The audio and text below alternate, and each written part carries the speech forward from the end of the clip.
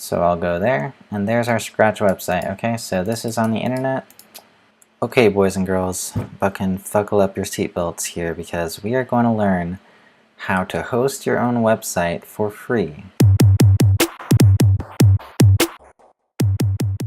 This website, which I created in my tutorial on how to make a website from scratch, this is going to be the code that's hosted on Firebase. Okay, so you can see it's very simple. It just has a couple of header tags, a paragraph tag, and a button. Really simple. Okay, but this technique, which I'm going to show you, will work for any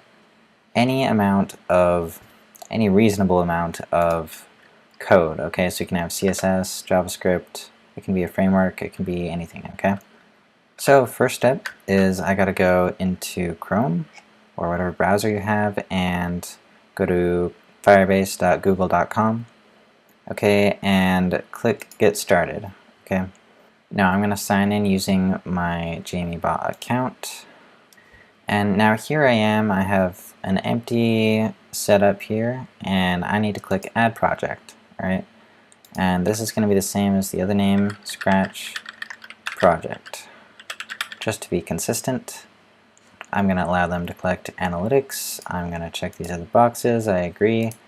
Great. Okay, it's all done. I'm going to continue to my project. And now Firebase is capable of quite a lot of things, but we are just going to be using it for hosting. Okay?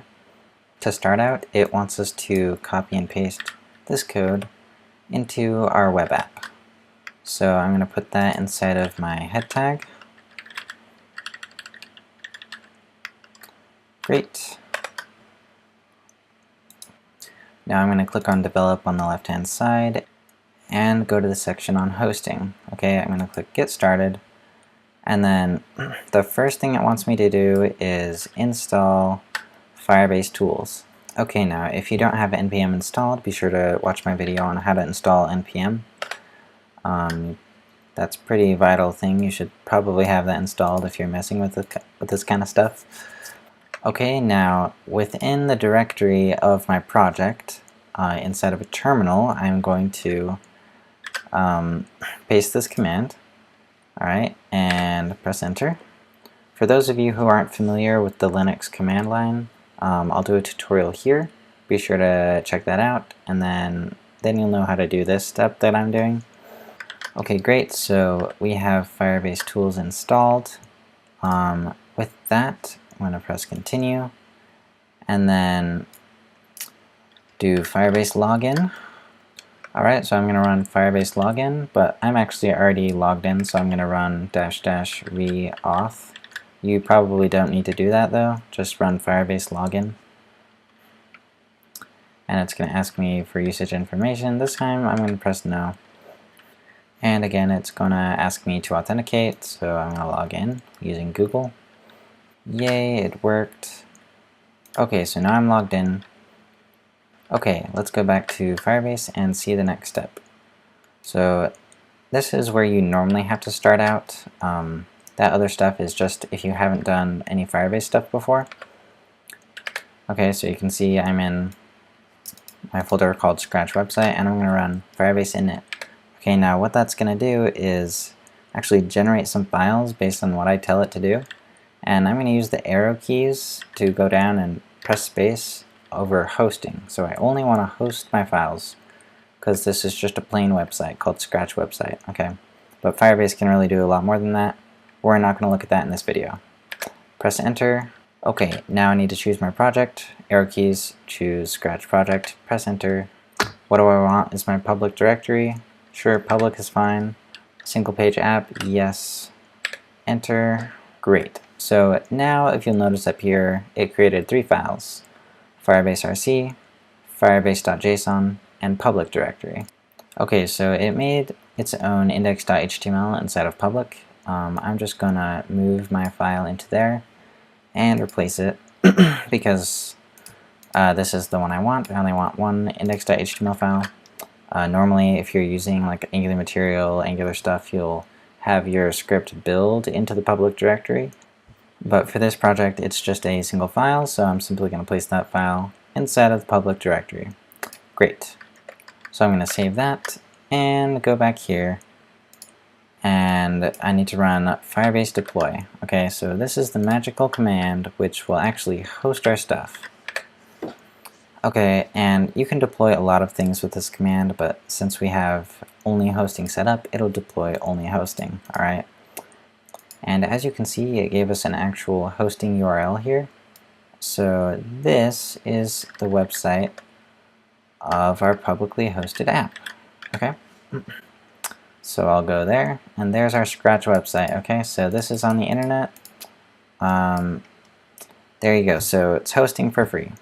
Now you might be wondering, well, I don't want this Scratch project dot numbers and letters dot firebaseapp.com, so how do I change this to be my own domain? Well, fortunately Firebase covers you in that regard as well. So back in the Firebase console, in the hosting section, we see this option up here called Connect Domain. Now in order to connect a domain, you actually already need a domain. So what I like to do is go to a website called namecheap.com, and I like to buy domains from them. So you just search for whatever domain you would like. So in my case, that is Scratch website. So I'm going to press enter, and looks like we have a bunch of options. Wow, scratchwebsite.com is $2,000. That's amazing. Okay, now once you've found one you like, you just add it to the cart, view the cart, and then you check out. Okay, now once you're in Namecheap, you go to the top right, you click Account, and you press Dashboard. From your dashboard, you scroll down and select the domain you would like to manage. And then on the right, you click on Advanced DNS. Okay, now we need to actually connect our domain. So in Firebase, we click Connect Domain, and then you enter your domain. So in my case, that's going to be jamiebot.com. Okay, and then we click Continue.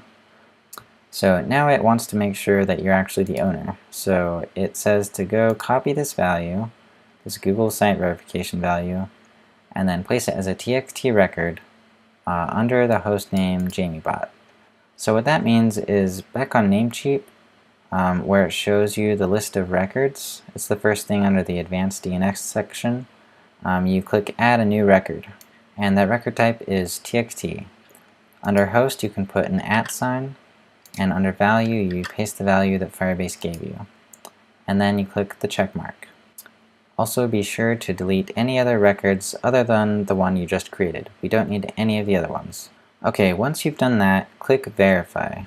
You'll probably get a message like this which says you couldn't verify it, or it's pending or something. So you may have to wait a while. I've had this take like 5 minutes. I've had this take an entire day.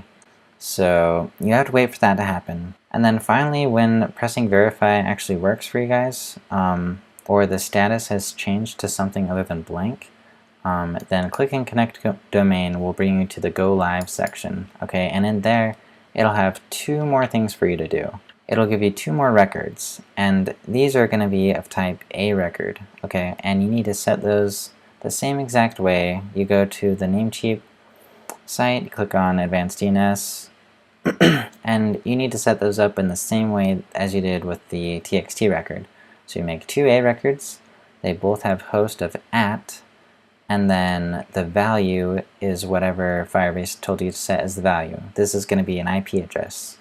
Okay, you click the check mark and you make sure to save those changes. Back in Firebase, make sure to click Done or whatever it tells you on the Go Live tab, and then you pretty much just wait. There's also one other thing you can do while you're waiting. You can add another record, which is a URL redirect record, and that's to redirect to www to whatever your site is .com, and save that, and now you really need to wait. So again, this could take like minutes or likely hours, but maybe even a day. So once you do all of that, you will have a domain which points to your own website, which is being hosted for free. So I hope that helps you guys. This is a really powerful thing. Actually, not a lot of people know how to do this. Alright, thanks for watching, guys. I hope this brought good value to you, and be sure to like if you did enjoy it, subscribe if you haven't already, and I'll see you guys in the next video.